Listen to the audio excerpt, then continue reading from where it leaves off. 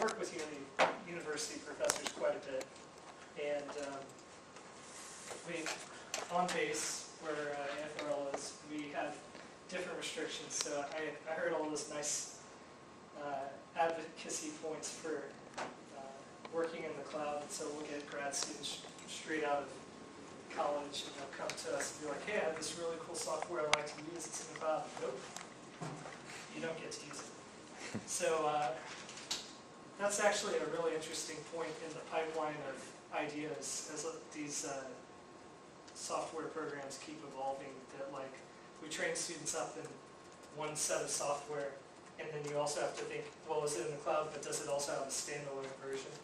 And I would say that that's also true for the large part in companies, especially in the design realm. That's intellectual property you're designing there, and people are more and more aware of cybersecurity when it comes to intellectual property and intellectual property theft. So if you're later, I don't know where you guys all are in terms of teaching students, but if you're getting towards high school and college, even if you guys don't touch that point, it's at least good to bring it up that even though tools in the cloud can be fun, you also have to be thinking towards, is this something I could realistically use at the company? And that has almost nothing to do with my presentation, but I thought I'd at least bring that up.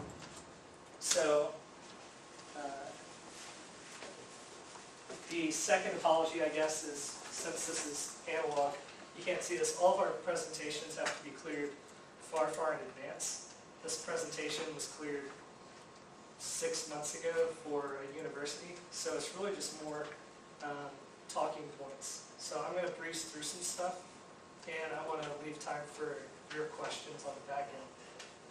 So you guys all know about 3D printing. I'll get to what MDAO is. So I work on base. I told you I'd flip through things. We have all sorts of really cool videos about AFRL doing cool science stuff. I'm not going to waste your time. If you guys didn't know that AFRL does research in IED, and we do 80% of it here in Ohio. There's also other locations around the U.S. We have people transfer between those all the time, all the way out to Edwards Air Force Base in California, where we do flight testing. Eglin does munitions testing. Rome, New York does a lot of the really cool stuff with neural networks and artificial intelligence and stuff.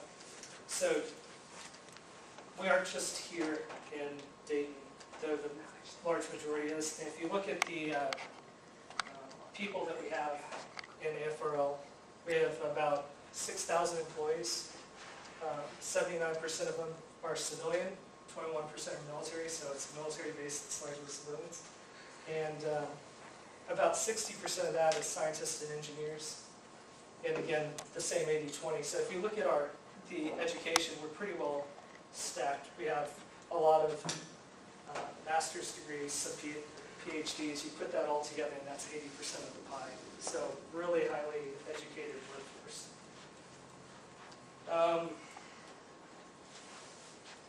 I probably won't go into this too much, but I just wanted you to know that a government researcher is different than a professor. We like to use that as our analogs. Like I said, I work with a lot of professors. But the thing you'll see that's different between a professor is we have program managers. So I don't just do research, I also manage programs, which is where the government pays someone else to do the research, and I say, hey, you're doing a good job or not. And that's a little bit different. Professors typically like to have their own money and do stuff in-house. Yeah, probably, yeah, this is a good overview, too, of, I sit over here in basic science, but there's other people further down the chain by the time you get to stuff that actually flies. So all the stuff I work on, I'm okay with it being 25 years out before you ever see it flying, or never. We'll skip over that. The specific group that I'm in likes that whole chain. We say that we do physics to flight quite a bit, so all the way from an idea, some of that design all the way through flight testing. So we send people regularly out to California to actually fly designs that we came up with. And the group I'm in is called Mystic.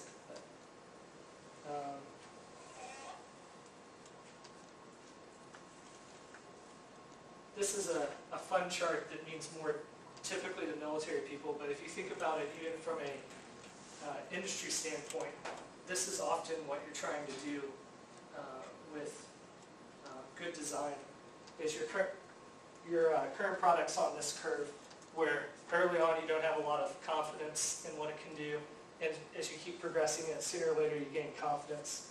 But the problem as you go is that the time to correct defects in your design and the cost to do it keeps shooting up. So getting good design tools, good design methods gives you more confidence earlier and helps you correct those defects earlier. And so that sounds like, you know, motherhood and apple pie sort of thing. But I mean, this is what everybody's trying to do, is get good design tools and design them earlier. Now, how the sausage is made, like the last professor you were talking to, is what are those tools? Because we know what the tools were that let you design screw holes, but what are the tools that let you design something that's really multidisciplinary and highly coupled like an aircraft, where you want all the technology, but then it can't take off the runway? Or even if it does take off the runway, it then spins around and comes and lands, and it didn't go anywhere. Yeah. I don't know. Do any of you teach calculus? Or have? So, Yeah. this whole basically is saying that, you know, you teach chain rule.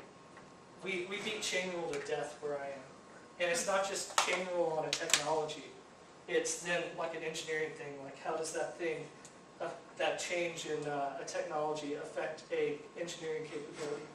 But we don't even stop there. We even work with people who do operations analysis, because as engineers, we like to talk stuff like this, like, oh, I reduced drag by 0.001%. But the generals and people who have money don't care about that. They want to know about performance.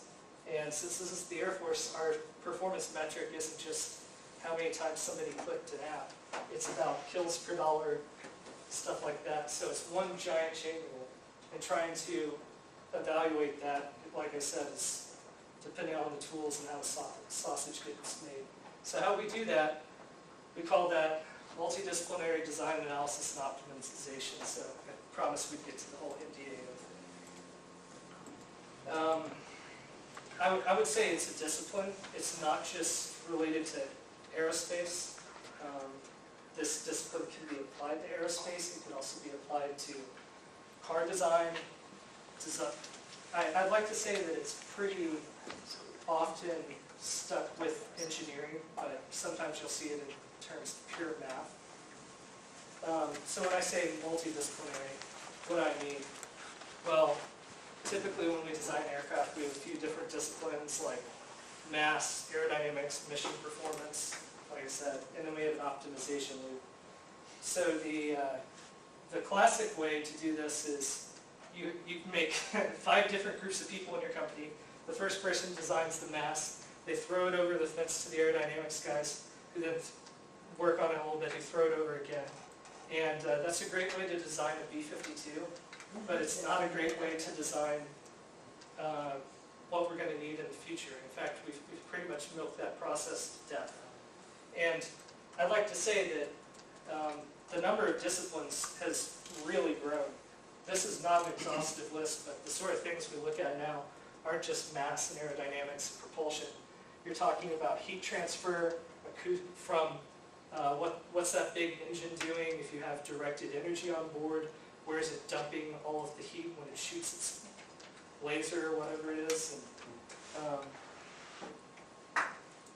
yeah, and not just things on the axis, things off the axis, like how does your aerodynamics and structure work together? If you haven't noticed, airplanes aren't rigid anymore. If you go and you sit and look at your window out the aircraft, that wing loads up quite a bit during takeoff. Just get, I don't know, next time you're out there, get something and mark where the wingtip position is, and then go back in mid-flight and mark it again, and you'll see a pretty good difference. And that's with current technology. So, like I said, we apply chain rule, all of that. Those are little derivatives running around there of how do all of the things we care about compare to every single one of those disciplines. And I'd like to say also that those disciplines, it gets worse, have depth to them. When I say aerodynamics, it isn't just one type of aerodynamics codes. There's different, we call them fidelities. So like increasing computational horsepower, better modeling of the physics. So you want to be able to switch in between these things. You realize this thing populates really quickly, and I mean, I said AFRL has a lot of good smart people there, but we don't have the people to do all of that. So often we end up partnering with other companies, etc. And so these groups end up housed in different geographic locations across the US. So now it's not just, hey, we got everybody all in one room, all the experts, we're going to figure this thing out. That's California, that's Dayton, that's Rome, or wherever Pratt & Whitney is working on their thing, you know, because there's only so many people that make jet engines anymore. So you've got to geographically coordinate it. So I said we don't like the cloud, but we still have to work with connectivity across, secured connectivity across the US. So this is basically what my group does. All of that analysis, all of the coupling, all the chain rules, and out the back end we make really nice analyses comparing how aircraft perform for different missions and such. And once we believe that, we go out and build and test and flight vehicles. All right, so that was only like 10 minutes, that's good.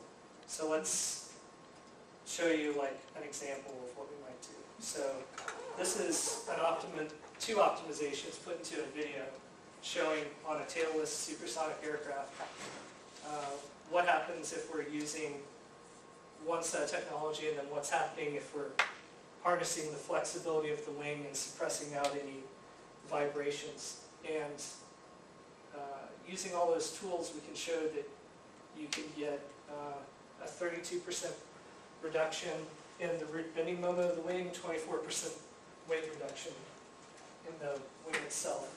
So if you want to chop off a quarter of the weight of your wing when you fly, this is the sort of thing that you want to be able to do. So like I said, that's kind of far down the end. I haven't even mentioned 3D printing yet. Like I said, I was in basic science. One really nice thing you can do with MDAO is it doesn't just have to be airplanes, it can be cool things. One thing I'd like to point out is these are both videos. This is you see a little lattice structure inside. You may run into some software at some point that says it can do topology optimization. So it says, I know where to put lattices, don't you worry. So this is, we call it the flagpole problem. You have a flag with some topology inside of it behind a pole, and that pole has vortex shedding that goes on. So if you say, hey, what's the best topology inside of that, your topology optimizer most likely is going to run through there and end up optimizing it from a static point of view. But vortex shedding is a transient phenomenon. So this is what happens if you take the static solution and put it into a transient simulation. That's what happens if you can include transient sensitivities. So it's still a video. If I put my finger right here, you can see it moving just a little bit. And you can see the difference in the structure. There's structure here in the middle, there's a structure there. So I think one of the first things we can take away from this is we've been given a lot more design degrees of freedom with additive manufacturing, with topology optimization. What are you going to do with it? We've basically just given you a million knobs. Which ones do you turn? And both of these, if I wasn't looking at this result, they both look like topologies, lattices, I don't know. Like, we're off into this whole new realm where we don't have intuition where we go look it up in a book and say, no, this is the this is the solution that people have been using for decades. If you had just showed me these two topologies first and said, which one performs better suppressing out the oscillations, I couldn't tell you, and I don't think you could find anybody who could tell you. So I think that MDAO is a really nice way, and probably, in my opinion, the only tractable way to deal with all of those knobs that you just turned on with topology optimization and additive manufacturing. But we don't just do air elasticity, we do thermal too. This is another great example of why I want to advocate for MDAO here. So here's a problem. We've got a square channel that's emitting heat, and I'm allowed to design anywhere inside the blue circle. And I need to dump that heat out into the atmosphere. Now, how would this be relevant to the Air Force? This is a circle in a box. So let's say you just fired your directed energy weapon on an aircraft, and you don't want people to see where you are, so you can't just dump all the heat out into the open. So now you're dumping in your fuel tank, but your fuel's running low because you're already near the end of your mission. So you've got to find a way to exhaust that heat to the atmosphere as efficiently as possible. Here you go. Now it's relevant to the Air Force. Here's what happens for different types of topology optimization. Now I want to say there's this couple, aerodynamics and so fluids and heat. Here's if I make it all solid and I'm only allowed, and I can touch the outside. I get something that looks like a teardrop. This is going to be interactive, don't you worry. If I'm allowed to make some paths conductive and some paths not, but I still have to keep the circle, that's the shape it results in. If I can do both, that's what it results in. Now, the metric for performance here is how low can you make that temperature difference. So you see, as we keep turning on more design degrees of freedom, we can do better as long as the problem is tractable. So 44, 38, 29. These are all steady solutions. I showed you a transient problem before. So what do you think looks like? What do you think that looks like if I can change the shape and optimize inside for the topology for the transient vortex shedding solution? And I'll move on to the next slide once I've got through this.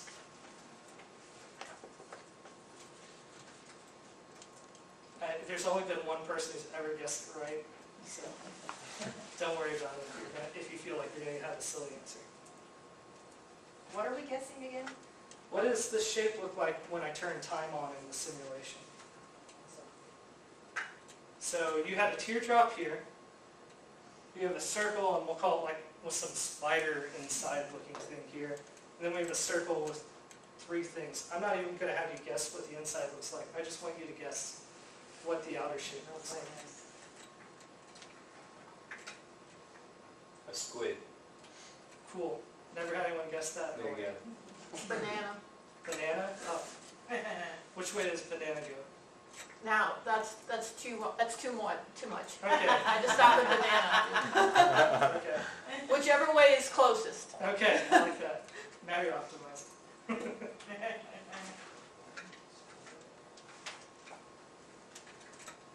Teardrop. Teardrop. So the purpose of this is to show you intuition's not going to help you in these multi-physics transient domains. So that's why I asked, which way does the banana go? But here, it's, I mean, this is all hands-off, just this optimization running. It's leveraging vortex shedding to bring some more cool flow near the back end. And, I mean, this is just me hammering the point home that, like, you have all these knobs, what are you going to do with them? And this, so I work with a lot of people who run these full simulations. I like experiments, so I fit in, I try to validate these things. I'll introduce you to a fun problem that you guys probably haven't ever seen before. It's called flutter. I'm sure you've seen a beam buckle. This is kind of like that, but in aerodynamics. So you're flying along straight, you hit a critical speed, and then, yeah, you start undergoing an oscillation that grows exponentially. So the way we build these sorts of models is we put these things together. This model here costs about $400,000 to $500,000. So it's going to have its stiffness and mass really tuned. And typically it's precision machining that does all of that. So you may realize that doesn't look like it has ribs or spars or anything. It doesn't look like a real aircraft. But that's what we do. So I work and try to figure out how we can make those models out of parts that are 3D printed, put them together.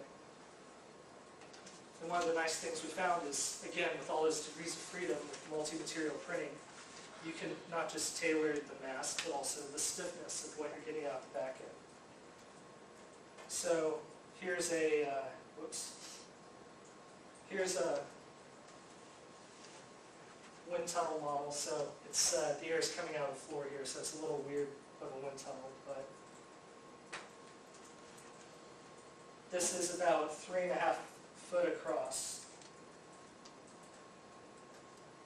And this is us showing that it can also reproduce flutter for pretty much the same model. So like I said, an exponential and a sine term. And I know you guys aren't in the wind tunnel community, because anytime I show that, people gasp, because you're never allowed to break things. Because what if that cost you $400,000 right there? That's not the thing they even gasped at. What happens when it goes downstream and damages your tunnel? All those precision metal parts. So this is plastic. The impact damage is super low. And honestly, I say it's $2,000. Those two outer sections were like $200 to print.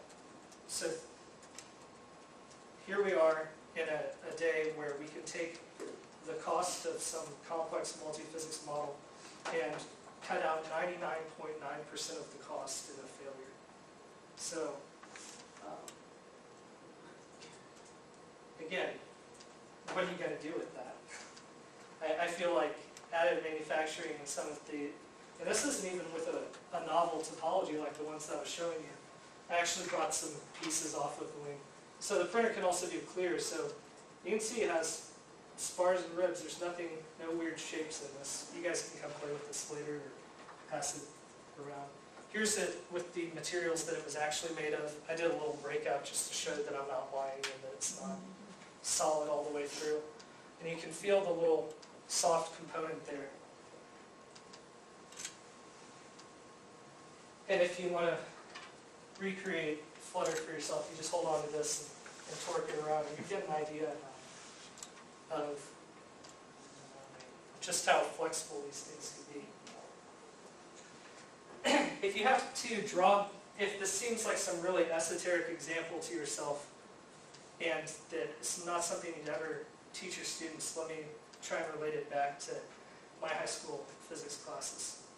So this is a printed spring, right? Understanding how to control printer properties and get a certain stiffness is the first step to that. This right here, I don't know if any of you guys ever took two tuning forks and hit them together and talked about beats. That's exactly what this is. Two tuning forks, the two natural frequencies of the structures are getting coupled, pushed together, and you're hitting that. I can actually tell you just how far away the frequencies are from each other by the period. That's like a high school physics lecture, right? And here we are. I told you, I show this to other PhDs. So I think all those things are valid. Granted, the plots that we use to analyze them are, whoops, that was not where I was going with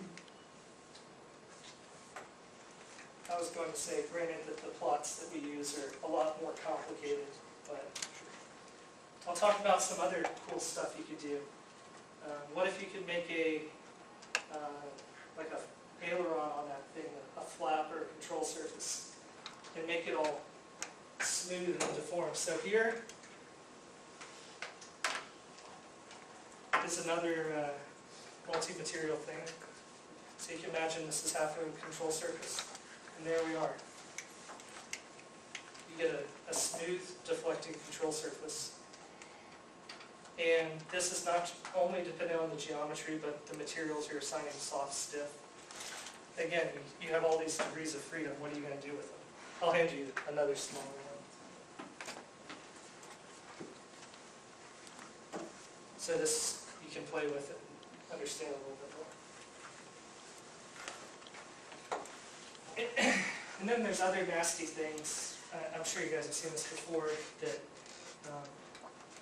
the stuff we want to investigate is often a lot bigger than the printer allows. So even teaching your students simple things about how you put parts together that aren't just glued, so that they stick together and don't come apart. I know there's not like a certification or training for that, but if you think of just how, I know you guys know this, but how pervasive 3D printing is as a technology. It's used in labs, it's used in universities, in grad student programs, undergrad programs, high school programs. I've seen elementary schools with 3D printers out and kids making stuff. You know, I think about who takes this over like 20 years from now, and I should really be talking to a 5 or 6 year old playing with the MakerBot. And they've got, think about when the last time you spent 20 years on something was, like a technology, screwing around with it, figuring out how things go together. And this was recommended to me by an 8-year-old. So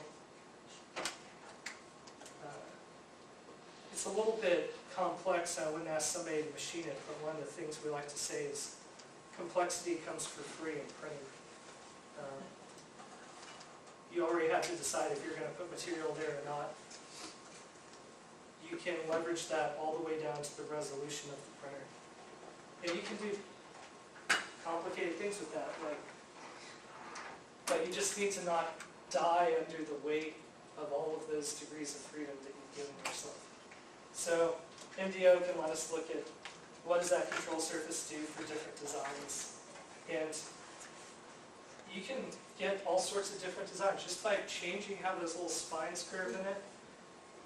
These are all the same amount of energy. So this is looking along the trail edge and halfway through. Get really complex performance even in a pretty limited design space.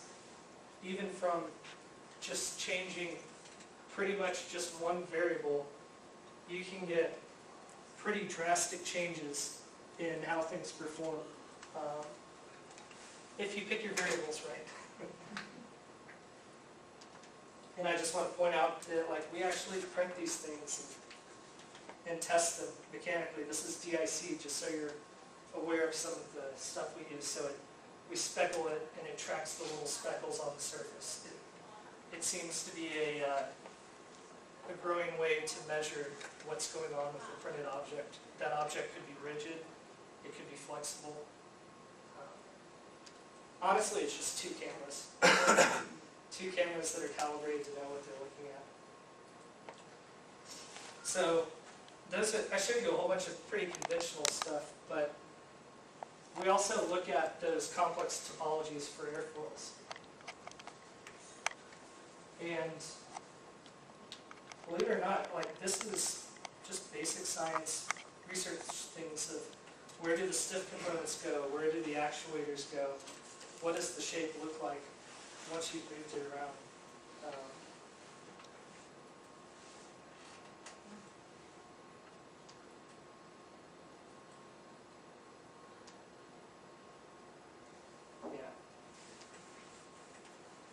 So right now we're at the stage where there's like I said, this is like 6 months old, but there's a more detailed version of this. You want to go ask your machinist to make this for you? Even better, we're in prototyping. You're going to ask him to make this, and then you're going to come back tomorrow and say, no, I was wrong. What I actually meant was, and he hates you because he's already halfway done machining this thing. That's what we really need in designs to check things out, is changing little differences, and we need things to be repeatable. That's a fairly monotonous task that a lot of people don't want to do. Printing can really help that out too. So I'm just going to jump to the conclusions and overview. It's we really just can't design aircraft the same way that we designed the B-52, which is you throw it over the wall. It's chain rules, it's coupled, it's multidisciplinary. All this stuff is fairly computationally heavy, so we need students that know programming of some kind. We need students who are familiar with design. We need students that think of things from often a big picture point of view, not just isolated in their own little discipline, which is actually somewhat at odds with the way that we teach students now, especially later in college. We really reward the specialist. And using an optimization phrase, that is a necessary but not a sufficient condition. So you do need students who look at it from the big picture. And if you do, you can get complicated solutions like this and believe them. I mean, I could have given you guys the tool on how to any of you draw what goes next, but I bet if we all sat in this room drawing cool designs for the next, I don't know, 6 months, I really doubt that you would have gotten something that performed that well. We're way off the intuition map at this point.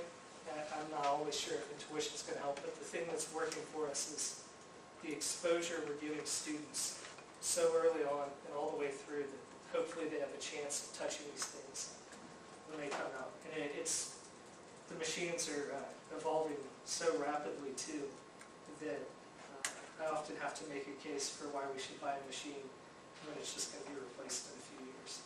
So, because they're huge capital expenses followed by not that much incremental expense. So you want to stay relevant. That's an argument in the lab setting. I'm not quite sure what argument you would use in the school setting, but I do know the way we get around it a lot is by collaborating with other people. It doesn't make sense for us all to buy the same printer. It may make sense for you to buy that printer, and you to buy that printer, and me to buy this printer, and for us to visit around and meet with each other. And we can actually get cool, meaningful things and believe them. So that's the end of my talk. So I'll leave a little bit of time for questions, because I just generally don't know what sort of things you guys are interested in. And I think you have all the toys. Okay, so questions.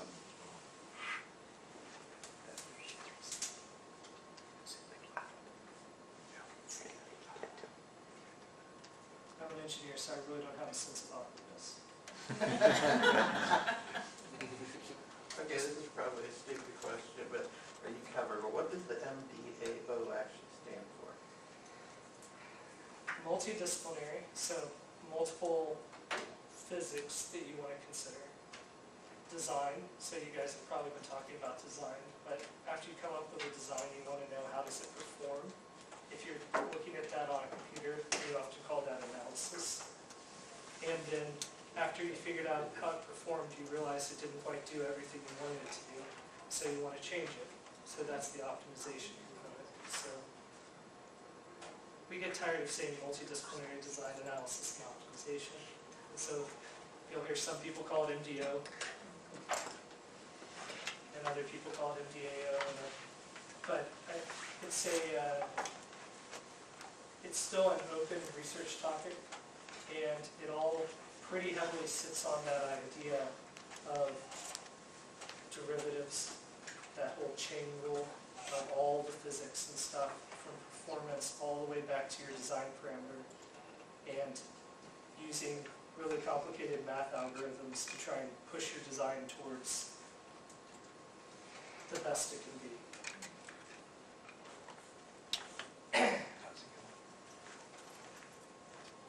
As a side point of anyone who ever seems interested in optimization, the thing that always surprises people about optimization the most is you sit down at the computer and it cranks away and it gives you a really good answer. It will always give you a good answer. It will just exploit any hole in your problem design at all. It doesn't know the difference between cheating and not cheating. You're the only one that can tell it, no, you can't do that, and then you have to come and write in another constraint to keep it from exploiting that thing. I would say 90% of running MDO is keeping your model from cheating, or figuring out how it's cheating this time. And that's been one of the big complaints people have about weird things that come out of topology optimization. Is you'll have an engineer look at it and say, no, that would never work, you forgot the bolt holes, or something like that. All they have to do is find one thing for your design to be invalid. So you've got to go through all of that list, and then you talk to some people, and then you come up with some more things to put in. You just keep adding and adding and adding. And that's why I often think of optimization as a tool that you learn with. You learn what it wants to exploit and why you want to do those things. As a great example, ribs and spars. Why do we build an aircraft with ribs and spars? Well, because when we were first building ribs and spars, it was easy to cut them out on a table. So that's a fabrication thing, right? Your printer's not laying things down and cutting them out on a table, so why are we building it that way? So when you're writing up the problem for the optimization to build the perfect aircraft, should you even let it build ribs and spars? Because if you said you can only build ribs and spars, guess what you're going to get out the back end? More ribs and spars. So it's a very, that's why I say it's like a sneaky art of sitting, playing the computer, run something, you look at the answer and be like, why is it doing that? Why is it cheating that way?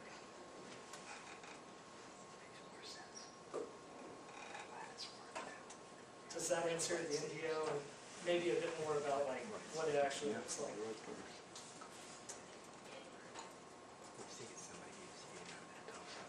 So, how many of you are high school teachers? All? And what do you teach predominantly? Math, physics? Engineering? At a high school level? Calculus? Somebody said calculus.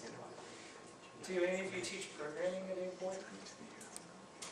A little bit. Yeah, a little bit. What languages, programming languages do you use? I'm always curious what tools people use. Yeah. I heavily advocate for Python. C++ is what from a research point of view, Python's very adaptable. Once you need high performance, it's very hard to beat anything C related. And we still have codes running around that use Fortran and stuff like that. We have to now teach students about what cards are and why you can only fit 8 characters in it. But at least having that level of exposure. So that's from a programming language. What analysis tools do you guys typically use, if any? That's something I would expect from college, but you guys said you were doing engineering. So. What is that? What is built in Inventor? Mm-hmm. Not very much. Yeah, I mean, I was doing stuff by hand in high school, so. Okay. And for the first year or two of college. What about CAD? You said Inventor? Yeah. The programs, I think majority here is Project with the way the program that Project with the way. Which is I think we do primarily in SolidWorks. Okay. And I heard, as I walked in at the end last time, talking about Autodesk. Every year there's some repackaging. I would say that the three big analysis tools I hear most people use are from, and you can go look it up online, but ANSYS has a bunch of multi-physics analysis tools out there. Dassault, which is the company that makes SolidWorks, has their whole rebranded 3D experience, which rolls it all in together. And yeah, I would say those are the two big ones I've seen people use. Everybody can have their own custom code or put other things together, but in that big chain rule, it matters how things communicate and some things don't like to play well with everything, because everybody's got their own proprietary source code. And the reason I bring up the computational tools question is like, it's just like the ribs and spars. Everything has its own limitations, and if you constrain yourself in a certain way, you're going to get certain things. So, I think that's probably the thing people come up the most with in industry is when they start, really just like gassing those tools as hard as they can with hundreds of people, and then they realize, wait, this tool can't do that, and it could be something simple like it gives me static structural, but it won't give me dynamics. And all of a sudden you realize that there's no way for your design to harness dynamics. So honestly, people end up using the tools that they already know. So that's why I wanted to know what tools you guys are teaching, because that gets carried on into college, that gets carried on into wherever they're going to go work. And so they start thinking within the limitations of the tools that they're given. And it's hard for them to think of a different sort of designs that may not be well supported by their tools. That's a very good point. So I had a question, Alex. I imagine there's a lot of restrictions with packages, like to use packages for CADs or optimization. So can you elaborate? What do you guys develop your own programs? So we're going to be different than if you ask that same question to some commercial company like who's interested in additive, like Honda, somebody who has a product to deliver tomorrow out the back end, it needs to work. We're a research organization, and so we're often out there trying to run into the limitations of those computational tools before somebody else does. And so we like to have the ability to change the tools, to modify them when they don't want to do stuff, which means we typically like open source software, because then I can get in the source code, and if I don't like the way you wrote that, come rip it out and put my own thing in. That being said, we still use commercial software too. I've used SolidWorks within the past 24 hours. And it's because it's the thing I know. When I don't know how to do that in any other program, I'm going to come back there and just abuse SolidWorks to death. And I use Python regularly, C,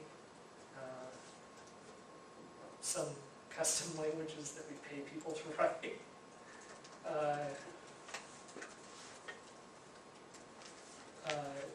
We use a lot of NASA codes. NASA makes what are equivalent, what are supported research codes. So it's like a company, except it solves a lot of that licensing problem. Because by the way, that giant optimization thing, if you think you're writing that on your desktop computer, you're wrong. That's getting done on HPC's high-performance computing clusters that once you get it running and you believe it, you go throw it over and have some giant supercomputers in Alabama raise the temperature of Alabama by 1 degree, trying to tell you how to do that. So it's actually really impressive. We aren't even the biggest use case for supercomputers. Like a lot of the Department of Energy is, simulating blast and stuff like that. That's very computational intensive. So we come in and they're like, oh, you just want that much? Sure, whatever. And that much is more than all of the computers you've probably seen in your life. So when you're talking that many CPUs sitting side by side, I'm not paying for a license for every one of those. Let's say for a minute that it's $1 million. So if your license fee per node was 1,000, I now owe you $1 billion to run that simulation. No way. No way. So that's why we tend more towards the open source thing, where now I can modify it, or NASA, where they're not going to charge us a licensing fee. So from that perspective, I'm in the same boat as you guys. According to my resources and the problem set that I have, licensing fees are often too exorbitant on a large scale. So commercial codes are for one-off little things that you do on your desktop computer for a proof of concept or something like that. Different sorts of problems. So the last speaker talked about generative design, which I think you call topology optimization. Yeah, I've heard it called many different things. Yeah. So are you capable, are you allowed to use, have you used the commercially available software, and have you compared it to some of the topology optimization software you have developed, and how they correlate? The reason I'm interested in it because I've done some work in that area, sorry.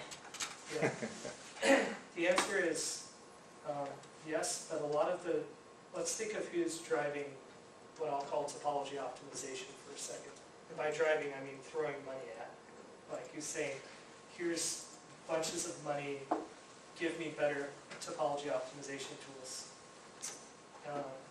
And 3D printers for that point. It's the automotive industry, the medical industry. Unless you want your taxes to go up a whole lot, it's not going to be the FRL anytime soon. You know, like we're small fish. We try to give them some money to do stuff, but they're like, oh, sorry, we're already getting 40 times that much from over here, so we're going to prioritize that customer adding the features they want. But would it be cheaper to do the generative, like, kind of adapt to that model?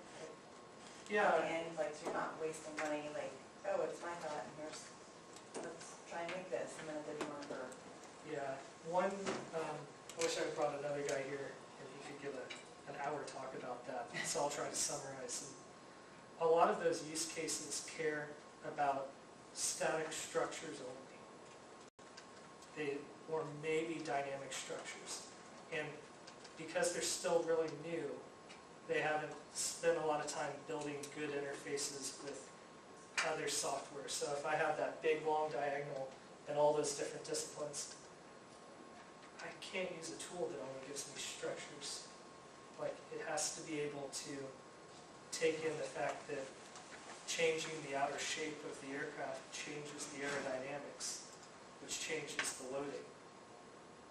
The automotive industry kind of cares about that, but not anywhere on the scale of aerospace. And that was just two of the things.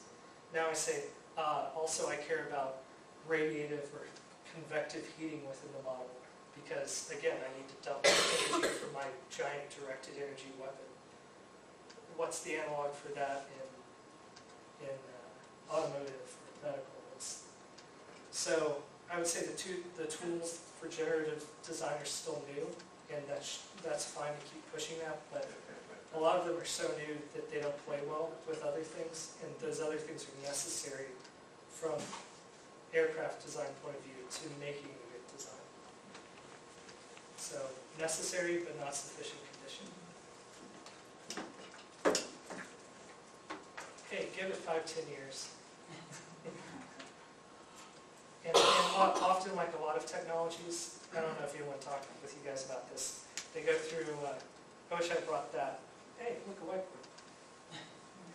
whiteboard. Should forget what this is called, but time. And I'm going to give it hype.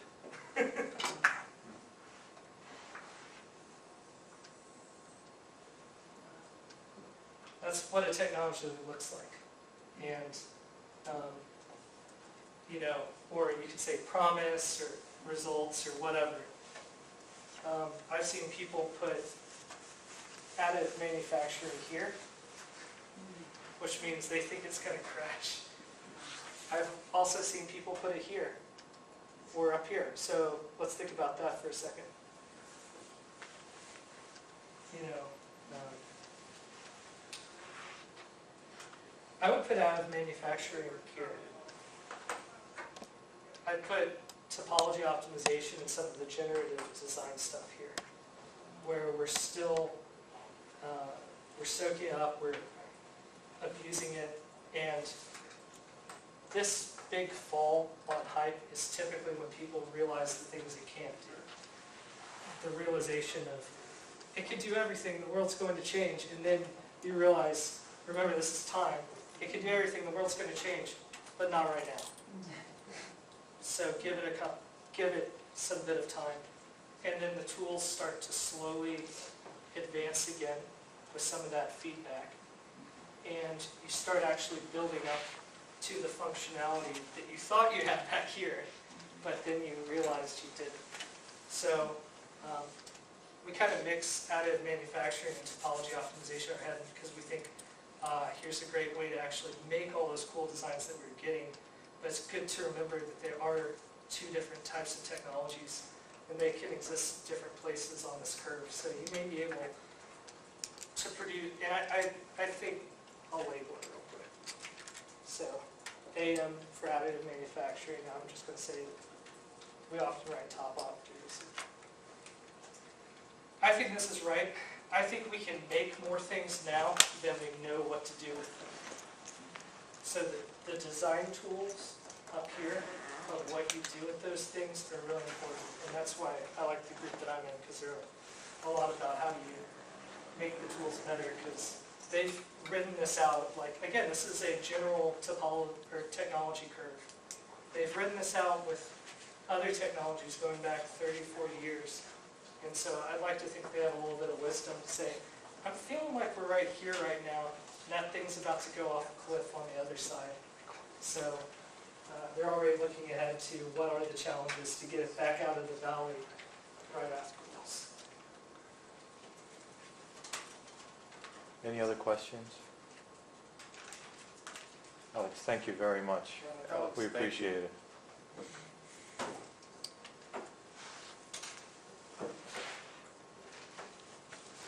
Do we need another bio break for 5 minutes before we go